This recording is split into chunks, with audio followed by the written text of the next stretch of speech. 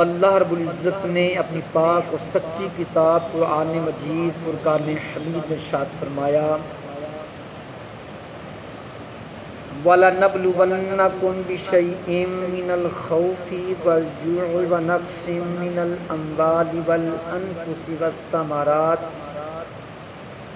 وَبَشِّرِ الصَّابِرِينَ۔ اور ہم تمہیں ضرور آزمائیں گے خوف سے، جانوں کے نقصان سے، مالوں کے نقصان سے، بھوک سے،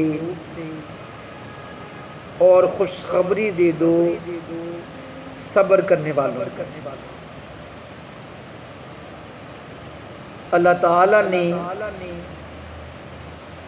سورہ بقرہ کی اس آیت کریمہ میں انسان کی آزمائشوں کا ذکر کیا۔ 5 آزمائشیں ان کا رب نے ذکر فرمایا، خوف کا، بھوک کا، مال میں نقصان کا، جانی نقصان کا، اور پھلوں میں نقصان کا۔ حضرت امام علی مقام حضرت امام حسین رضی اللہ تعالیٰ عنہ وہ ہستی ہیں کہ جنہوں نے میدان کربلا میں ان 5 پیپروں کو حل کیا۔ حضرت امام علی مقام حضرت امام حسین علیہ السلام نے جب یزید کی بیعت کرنے سے انکار کر دیا تو حضرت امام حسین علیہ السلام نے پھر مدینہ منورہ سے ہجرت کرنے کا ارادہ فرمایا۔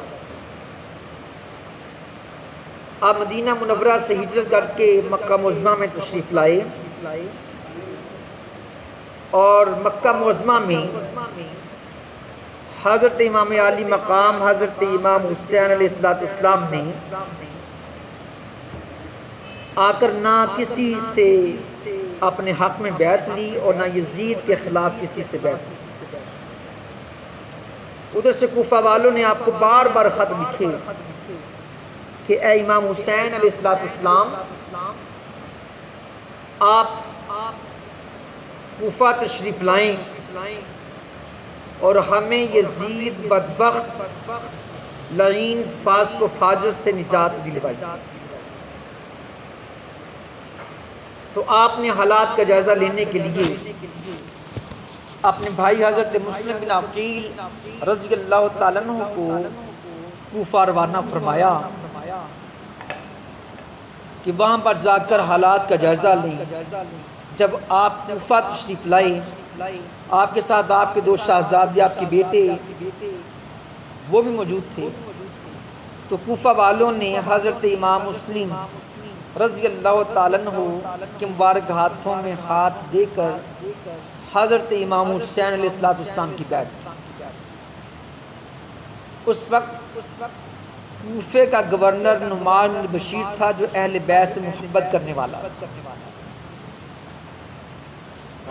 جب یزید کو ان باتوں کی خبر پہنچی تو اس نے حضرت نعمان بن بشیر کو کوفہ کی گورنری سے معزول کیا اور اس کی جگہ پر عبداللہ ابن زیاد کو کوفے کا گورنر مقرر کیا، جو بڑا ایک ظالم انسان تھا۔ تو جب وہ کوفے کا گورنر مقرر ہوا، اس نے لوگوں پر سختی کی، تو لوگوں نے حضرت امام حسین علیہ السلام کی بیعت کو توڑ دیا، اور ادھر حضرت مسلم بن عقیل آپ کو خط لکھ چکے تھے امام حسین علیہ السلام کو کہ حضور کوفہ تشریف لے آئیں، یہاں پر لوگوں کو یزید کے ظلم سے نجات دلوائیے، یہ لوگ آپ کے مرید ہیں، میرے ہاتھوں پر آپ کی بیعت کر چکے ہیں۔ ادھر سے آپ نے خط روانہ کیا اور ادھر سے ابن زیاد نے ظلم و ستم جب کرنا شروع کیا تو کوفیوں نے حضرت امام حسین علیہ السلام کی بیعت کو توڑ دیا اور ادھر سے امام علی مقام اپنے سفر کو جاری کر چکے تھے۔ ابن زیاد نے حضرت مسلم بن عقیل رضی اللہ تعالیٰ عنہ کو شہید کر دیا اور آپ کے ننھے شہزادوں کو بھی شہید کروایا، اور ابن سعد لعین نے آپ کے شہزادوں کو قتل کرنے کے بعد ان کے مبارک سروں کو ان کے جسموں سے جدا کر دیا، ان کے جسموں کو دریائے فرات کے اندر پھینک دیا اور ان کے ننھے ننھے سروں کو تھال میں رکھ کر ابن زیاد کے دربار میں پیش کیا۔ اتنا ظلم و ستم کیا کہ ننھے شہزادوں کو بھی نہ چھوڑا، ان کے سروں کو کاٹ کر ابن زیاد کے دربار میں پیش کیا۔ ادھر سے حضرت امام علی مقام امام حسین علیہ السلام بھی اپنے سفر کو جاری کر چکے تھے۔ رستے میں حضرت امام مسلم کی شہادت کی خبر ملی، لیکن پھر بھی آپ نے اپنے سفر کو جاری رکھا۔ تو حضرت امام علی مقام حضرت امام حسین علیہ السلام جب دریائے فرات کے قریب پہنچے تو آپ نے لوگوں سے پوچھا کہ اس جگہ کا نام کیا ہے۔ لوگوں نے کہا کہ اس کا نام کربلا ہے۔ اس لفظ کو سنتے ہی آپ اپنے گھوڑے سے نیچے اتر آئے اور آپ نے فرمایا یہیں پر ڈیرے لگا دو، یہ میری آخری آرام گاہ ہے۔ یہ کربلا ہے جو مقام کرب و بلا ہے، یہی ہمارے اونٹوں کے بیٹھنے کی جگہ ہے، یہیں ہمارے مال و اسباب اتریں گے اور اسی مقام پر مجھے اور میرے جانثار ساتھیوں کو شہید کیا جائے گا۔ یہ محرم کی 2 تاریخ تھی، 61 ہجری اور جمعرات کا دن تھا۔ حضرت امام علی مقام حضرت امام حسین علیہ السلام نے مقام کربلا میں ڈیرے لگا دیے۔ حضرت امام علی مقام حضرت امام حسین علیہ السلام کا اس مقام پر ابن سعد سے ملاقات ہوئی تو حضرت امام نے 3 باتیں پیش کی۔ آپ نے کہا کہ ان میں سے جو چاہو منظور کر۔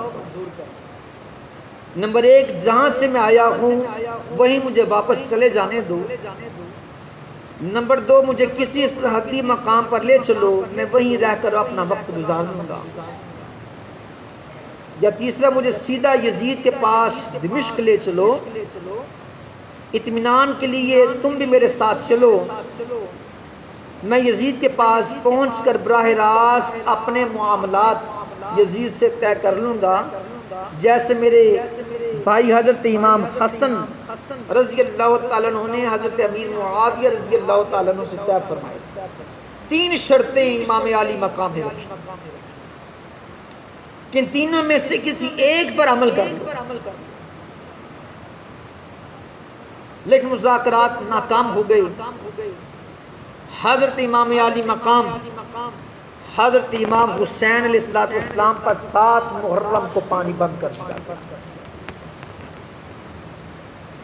حضرت امام علی مقام حضرت امام حسین علیہ السلام نے جب یہ دیکھا کہ حالات اب اس طرف جا رہے ہیں کہ مجھے اور میرے جانثار ساتھیوں کو کربلا میں شہید کر دیا جائے گا، تو حضرت امام علی مقام حضرت امام حسین علیہ السلام نے اپنے ساتھیوں کو جمع کیا اور ان کے سامنے آپ نے یہ تقریر فرمائی۔ آپ نے فرمایا کہ ساری تعریفیں اللہ رب العزت کے لیے ہیں، آرام اور تکلیف ہر حال میں اللہ رب العزت کا شکر ادا کرنا چاہیے، اور رب ذوالجلال نے نبی پاک صلی اللہ علیہ وآلہ وسلم کے اہل بیت کو، آپ کے گھر والوں کو بڑی شان، بڑا مقام عطا فرمایا۔ اللہ رب العزت نے ہمیں سمجھ عطا فرمائی، سننے والے کان دیے، دیکھنے والی آنکھیں عطا کی، اور ہمارے دل کو بھی نعمتوں سے مالا مال فرمایا۔ اس کے بعد آپ نے فرمایا کہ میں دنیا میں کسی کے ساتھیوں کو اپنے ساتھیوں سے زیادہ وفادار نہیں سمجھتا، کہ دنیا میں بڑے بڑے لوگوں کے ساتھی ہوں گے، لیکن میرے ساتھی جتنا میرے ساتھ وفادار ہیں اتنا وفادار کوئی اور ہو نہیں سکتا۔ اور رب ذوالجلال نے دنیا میں بڑے بڑے شان والے خاندان بنائے، خاندانوں کو بڑی شانیں دیں، لیکن جتنی شان رب ذوالجلال نے میرے خاندان کو عطا فرمائی، اتنی شان رب ذوالجلال نے پوری کائنات میں کسی اور خاندان کو عطا نہیں فرمائی۔ رب ذوالجلال تم سب کو جزائے خیر عطا فرمائی۔ سن لو، میں یقین رکھتا ہوں کہ ان دشمنوں کے ہاتھوں ہماری شہادتیں ہونے والی ہیں۔ یہ آپ 9 محرم کو اپنے جانشاروں سے خطاب فرما رہے ہیں۔ میں تم سب کو بخوشی اجازت دیتا ہوں کہ رات کا اندھیرا چھایا ہوا ہے، اسی میں جہاں تم لوگوں کا جی چاہے، جہاں پر تم سمجھ دو کہ تمہارے لیے امان ہے، وہاں پر چلے جاؤ، میری طرف سے تم پر کوئی الزام نہیں ہوگا۔ یہ لوگ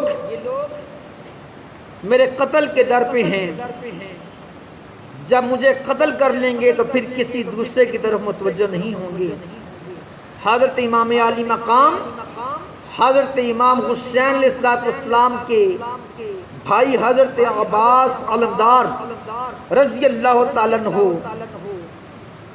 آپ نے یہ سن کر اور آپ کے دوسرے بھائیوں نے حضرت عثمان بن علی رضی اللہ تعالیٰ عنہ، آپ کے بھتیجے بھانجے، سبھی نے ایک زبان ہو کر کہا کہ اے امام علی مقام، اے امام حسین علیہ السلام، آپ ہمیں اس لیے فرما رہے ہیں کہ ہم یہاں سے چلے جائیں، ہماری جانیں بچ جائیں اور آپ میدان کربلا میں شہید ہو جائیں۔ یا حسین، یہ کیسے ہو سکتا ہے کہ آپ کربلا میں شہید ہو جائیں اور ہم اپنی جانوں کو بچا لیں؟ پہلے کربلا میں آپ کے یہ بھائی، آپ کے بھتیجے، آپ کے بھانجے، آپ کے جانثار، آپ سے محبت کرنے والے کربلا میں شہید ہوں گے، اس کے بعد آپ کی شہادت کا وقت آئے گا۔ امام نے پکار کر کہا کہ اے اولاد عقیل، تم لوگوں کی میرے ساتھ بڑی محبتیں ہیں، میرے بھائی مسلم بن عقیل رضی اللہ تعالیٰ عنہ کو شہید کیا جا چکا ہے، تم چلے جاؤ، میں اجازت دیتا ہوں۔ انہوں نے عرض کی کہ امام علی مقام، امام حسین علیہ السلام، یہ ہم سے ہرگز نہیں ہو سکتا، بلکہ ہم آپ کے ساتھ دشمن کا مقابلہ کریں گے، ہم اپنی جانوں کو دین اسلام پر قربان کریں گے، آپ کی محبت پر اپنی جانوں کو قربان کر دیں گے۔ اللہ تعالی ہمیں وہ زندگی نہ دے جو آپ کے بعد ہو، کہ آپ کربلا میں پہلے شہید ہو جائیں اور ہم زندہ رہیں گے۔ اللہ کی بارگاہ میں دعا ہے کہ رب ذوالجلال ہمیں ایسی زندگی عطا نہ کرے۔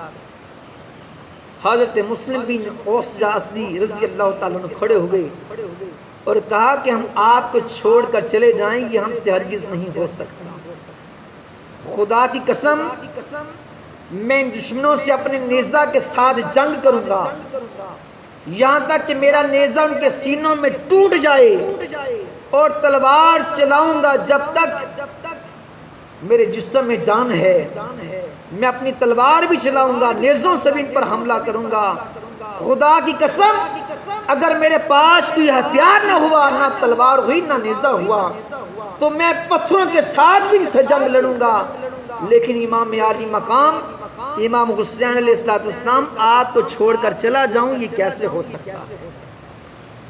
حضرت سعد بن عبداللہ حنفی، آپ نے کہا کہ خدا کی قسم، آپ کا ساتھ چھوڑ کر ہم نہیں جائیں گے، جب تک خدا کی بارگاہ میں یہ ثابت نہ کر دیں کہ ہم نے اللہ کے رسول صلی اللہ علیہ وآلہ وسلم کی حفاظت کی ہے، ہم آپ کی بھی حفاظت کریں گے، آپ کے نانا مصطفیٰ کریم صلی اللہ علیہ وآلہ وسلم کے دین پر بھی اپنی جان کو قربان کریں گے۔ خدا کی قسم، اگر مجھے یہ معلوم ہو کہ میں قتل ہو جاؤں پھر زندہ کیا جاؤں اور پھر جیتے جی مجھ کو جلا دیا جائے اور میری راکھ ہوا میں اڑا دی جائے، اس طرح 70 مرتبہ میرے ساتھ ہوگا تو اپنے جسم پر یہ مشقت، یہ ظلم میں برداشت کرنے کے لیے تیار ہوں، لیکن آپ کے ساتھ کو چھوڑنا، آپ کو میدان کربلا میں تنے تنہا چھوڑ کر چلا جانا، یہ مجھے گوارا نہیں۔ حضرت زہیر بن قیس انہوں نے کہا کہ خدا کی قسم میں تو یہ چاہتا ہوں کہ مجھے قتل کیا جائے، میں پھر زندہ کیا جاؤں اور پھر قتل کیا جاؤں، ایسے میرے ساتھ 1-2 دفعہ نہیں ہزاروں مرتبہ ہو جائے۔ یعنی مطلب یہ ہوا کہ حسین علیہ السلام اگر میری ہزاروں جانیں بھی ہوتی میں آپ پر اپنی جانیں قربان کرنے کے لیے تیار ہو جاتا۔ یہ تو فقط ایک جان ہے، مجھے تو دکھ ہے کہ میری یہ ایک جان ہے، اگر میری ہزاروں جانیں بھی ہوتی یا 1000 مرتبہ بھی مجھے آپ پر قربان ہونا پڑتا تو میں قربانیاں دینے کے لیے تیار ہوں۔ غرض کہ آپ کے جتنے بھی ساتھی تھے، آپ نے چراغ کو بند کر دیا اور کہا کہ جو جانا چاہتا ہے چلا جائے۔ تو جب چراغ کو آپ نے روشن کیا تو سارے کے سارے آپ کی جانثار ساتھی وہاں پر موجود تھے، کوئی بھی آپ کو میدان کربلا میں اکیلا چھوڑ کر نہ گیا۔ سارے ساتھیوں نے آپ سے یہی عرض کی کہ امام عالی مقام امام حسین علیہ السلام، ہم اپنی جانیں آپ پر قربان کرنے کے لیے تیار ہیں۔ میرے پیارے مسلمان بھائی، حضرت امام عالی مقام حضرت امام حسین علیہ السلام پر 7 محرم کو پانی بند کر دیا، 7 کو بھی پانی بند ہے، 8 کو بھی، 9 کو بھی، 10 محرم کو بھی آپ کے اوپر پانی بند ہے۔ اب کوئی یہ نہ سمجھے کہ حضرت امام عالی مقام حضرت امام حسین علیہ السلام نے میدان کربلا میں پانی کے لیے جنگ لڑی تھی۔ کچھ علماء خطبہ اپنی تقریروں کو خطیبانہ رنگ دینے کے لیے یہ کہتے ہیں کہ امام حسین علیہ السلام آپ پانی کے لیے لڑے تھے، لیکن پانی تو مسئلہ کوئی نہ تھا۔ میں کبھی کبھی سوچتا ہوتا ہوں کہ وہ اسماعیل علیہ السلام جو حضرت حاجرہ علیہ السلام کی گود میں کھیلا کرتے تھے، وہ اسماعیل علیہ السلام ان کو رب نے یہ شان عطا فرمائی کہ آپ نے جب اپنی مبارک ایڑیوں کو زمین پر رگڑا تو رب ذوالجلال نے وہاں سے پانی کا چشمہ جاری کر دیا۔ اگر حضرت حاجرہ کی گود میں کھیلنے والے بچے کا یہ مقام ہے تو جو امام الانبیاء کی گود میں کھیلتا رہا، جو امام الانبیاء کی مہر نبوت پر سواری کرتا رہا، جو امام الانبیاء کی علم نشرہ کے سینے پر کھیلتا رہا، جو میرے آقا صلی اللہ علیہ وآلہ وسلم جس حسین کے لیے سواری بن گئے، وہ حسین علیہ السلام، کیا آپ دریائے فرات کو اشارہ کرتے وہ آپ کی قدم چومنے کے لیے تیار نہ ہو؟ آپ کربلا کے ذرے ذرے سے پانی نکال سکتے تھے، لیکن مسئلہ پانی کا نہ تھا، مسئلہ تو دین اسلام کی حفاظت کا مسئلہ تھا۔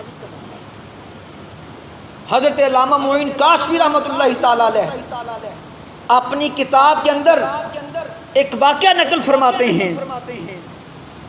آپ لکھتے ہیں کہ عاشورہ والی رات حضرت امام حسین علیہ السلام آپ نے اپنے خیمے کے دروازے پر آہٹ محسوس کی۔ آپ نے پوچھا کون؟ من انتا، تو کون ہے؟ آگے سے جواب ملا انا ظافر جن، میں ظافر جن ہوں۔ آپ نے فرمایا کہ اے ظافر جن کیسے آنا ہوا؟ تو ظافر جن نے آپ کی بارگاہ میں عرض کی اے امام حسین علیہ السلام 3 دن گزر گئے، میں اور میرا پورا خاندان کربلا میں موجود ہے۔ ہمارے آباء و اجداد نے آپ کے نانا جان مصطفیٰ کریم صلی اللہ علیہ وآلہ وسلم کے مبارک ہاتھوں میں ہاتھ دے کر دین اسلام کو قبول کیا تھا۔ ہم مسلمان ہیں، اہل بیت سے محبت کرنے والے ہیں، آپ کے نانا کے غلام ہیں، تو ہم 3 دن سے کربلا میں موجود ہیں۔ آپ کے بچوں کا ہم نے دیکھا کہ وہ پیاس سے تڑپ رہے ہیں۔ آج میرے گھر والوں نے مجھے آپ کے پاس بھیجا ہے۔ اے امام حسین علیہ السلام، اللہ رب العزت نے ہمیں بڑی طاقت عطا فرمائی ہے۔ اگر حضرت سلیمان علیہ السلام کو امتی رب ذوالجلال نے اس کو اتنی شانیں عطا فرمائی ہیں کہ وہ حضرت سلیمان علیہ السلام کی بارگاہ میں کھڑے ہو کر یہ عرض کرتا ہے، انا آتی کبھی ان تقوم من مقامک، کہ آپ اپنے مقام پر کھڑے ہو جائیں، یہ کچہری برخاست ہونے سے پہلے میں شہزادی بلقیس کا تخت لے کر آ سکتا ہوں۔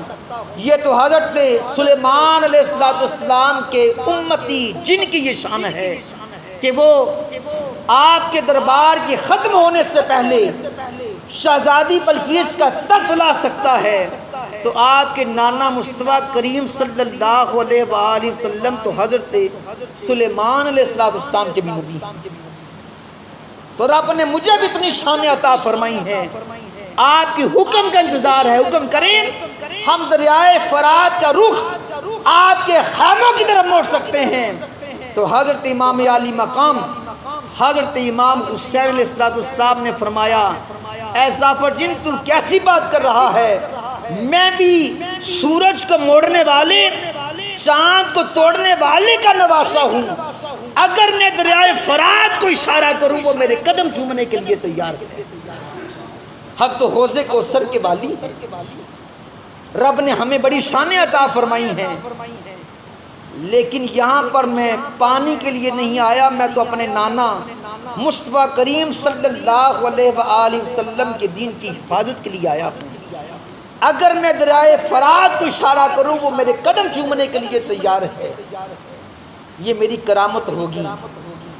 میں میدان کربلا میں کوئی کرامتیں دکھانے نہیں، کوئی کرامت کو ظاہر کرنے نہیں، کرامت دکھانے کے لیے نہیں، میں تو استقامت دکھانے کے لیے آیا۔ میرے پیارے مسلمان بھائیوں، جو کرامت دکھائے وہ اللہ کا ولی ہوتا ہے، اور حضرت امام حسین علیہ السلام وہ ہستی ہیں کہ جنہوں نے کربلا میں کرامت نہیں وہ استقامت دکھائی ہے۔ جو کرامت دکھائے وہ ولی ہوتا ہے، اور جو استقامت دکھائے وہ ابن علی ہوتا ہے۔ میں تو یہاں پر استقامت دکھانے کے لیے آیا ہوں۔ شاعر لکھتا ہے، قوت ہوندیاں زور نہ لایا، قوت ہوندیاں زور نہ لایا، بیٹھے من رضائیں تے بن پانی دے پیاسے ٹر گئے دین دنی دے سائیں۔ تو حضرت امام عالی مقام امام حسین علیہ السلام جو حوض کوثر کے وارث ہیں، جن کو رب ذوالجلال نے بڑی شانیں عطا فرمائی ہیں، اتنی شانیں عطا فرمائی کہ پیارے آقا صلی اللہ علیہ وآلہ وسلم نے اپنی امت سے فرمایا، قُلْ لَا أَسْأَلُكُمْ عَلَيْهِ أَجْرًا إِلَّا الْمَوَدَّةَ فِي الْقُرْبَى، اے میرے محبوب صلی اللہ علیہ وآلہ وسلم ان سے فرما دیجیے کہ میں اس تبلیغ پر کوئی اجر نہیں مانگتا، میں نے تم کو بڑی شانیں عطا فرمائی، میں نے حضرت ابوبکر کو صدیق اکبر بنا دیا، میں نے حضرت عمر رضی اللہ تعالیٰ عنہ کو فاروق اعظم بنا دیا، میں نے حضرت عثمان غنی رضی اللہ تعالیٰ عنہ کو ذو النورین بنا دیا، میں نے حضرت مولا علی شیر خدا رضی اللہ تعالیٰ عنہ کو حیدر کرار بنا دیا، شیر خدا بنا دیا۔ تم جہالت کے اندھیروں پر تھے، میں نے تم لوگوں کو ساری دنیا کا امام بنا دیا، میں نے اتنی شانیں عطا فرمائیں اور میں اس پر کوئی اجر نہیں مانگتا، کیونکہ دنیا کا مال و زر میرے قدموں کی دھول ہے۔ اعطیت مفاتیح خزائن فی الارض، کہ رب ذوالجلال نے زمین کے جتنے بھی خزانے ہیں ان خزانوں کی چابیاں مجھے عطا کر دی۔ دنیا کا مال و دولت میرے قدموں کی دھول ہے، میں صرف اور صرف یہی مانگتا ہوں، یہی چاہتا ہوں کہ میری اہل بیت سے مودت رکھنا۔ محبت اور مودت میں فرق ہے۔